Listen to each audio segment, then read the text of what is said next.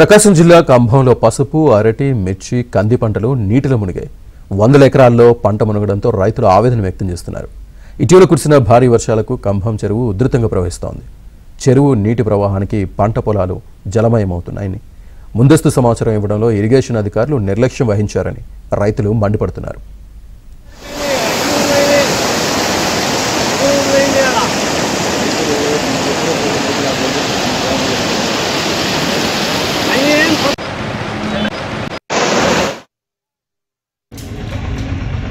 Flooring రమ్ము మళ్ళీ కనపడుతుంది.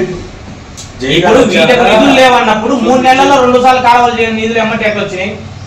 అసలు నీళ్ళ పథకమే లేదు. వేస్ట్ ఊరికే నీళ్లు కూడా తక్కువ చేయకుండా మాకు నీళ్లు వస్తాయి. అనవసరంగా 3 నెలలకు 2 సార్లు చేసి మట్టి తోలడానికి డబ్బులు లేవండి. మట్టి తోలడానికి మటుకు డబ్బులు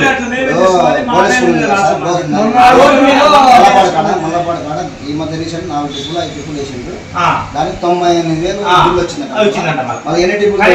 పెద్దాలుగు వాగులో కంప చెట్లు బలిసిపోయి ఈ నీళ్లు పోలేక అవి పొలాలలోకి పొర్లిపోతున్నాయి.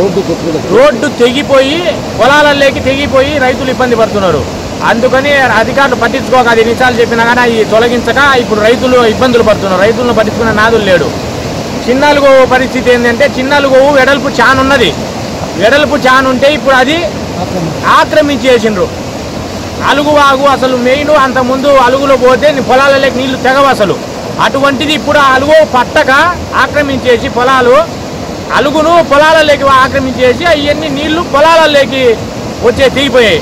ఇప్పుడు రైతులు నష్టపోతున్నారు. అది దాన్ని దృష్టిలో పెట్టుకుని అధికారులు ఈ కంప చెట్లు తొలగించి, ఈ పెద్ద అలుగోవలో కంప చెట్లు తొలగించి చిన్న అలుగోవలో స్థలము ఎంత ఉందో కొలత చేసి ఆ కొలత ప్రకారం అలుగువాగు అది క్లియర్ చేయాలని కోరుతున్నారు.